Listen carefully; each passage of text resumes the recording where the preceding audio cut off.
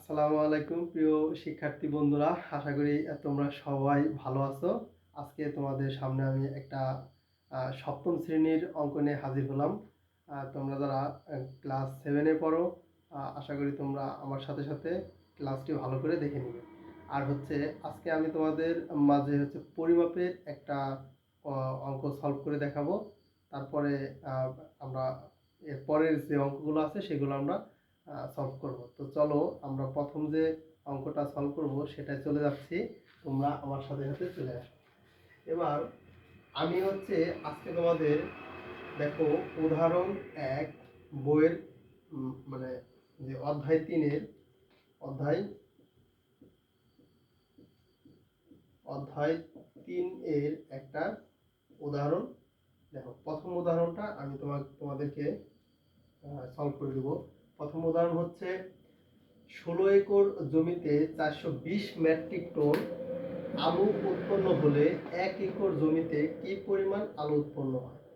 তো এটা পরিমাপের যে অঙ্কগুলো তোমরা পারো, যারা যারা অনেকেই অলরেডি এই অঙ্কগুলো পারে তাদের কাছে খুবই সহজ, আর যারা পারে না তাদের কাছে একটু কঠিন। কারণ যে পারে না সে কোনো কিছুই পারে না, আর যে পারে সে সব কিছুই পারে। ব্যাপারটা এমন। তো চলো আমরা প্রথমে শুরু থেকে লিখবো যে 16 একর জমিতে আলু উৎপন্ন হয় কত মেট্রিক টন। দেখো 16 একর জমিতে 420 মেট্রিক টন আলু উৎপন্ন হলে 1 একর জমিতে কি পরিমাণ আলু উৎপন্ন হবে। তো আমি প্রথমে লিখবো যে 16 একর জমিতে 16 একর জমিতে আলু উৎপন্ন হয় কত মেট্রিক টন, সবাই বলো তো। এখানে আলু উৎপন্ন হয় 420 মেট্রিক টন, তাই না? এবার দেখো তাহলে 1 একর জমিতে, অতএব 1 একর জমিতে আলু উৎপন্ন হয় 420 ভাগ 16। তাহলে আমরা 16কে 16 দিয়ে ভাগ করে দিব যে মেট্রিক টন। এটাকে যদি আমি 420কে যদি ভাগ করি 16 দিয়ে, তাহলে এখানে হয়তো 26.25 মেট্রিক টন আসে, এটাই আসে। এরপর আমরা লিখতে পারি যে 26 metric ton, 26 metric ton, 26 metric ton বা 2 কুইন্টাল। দেখো 2 কুইন্টাল,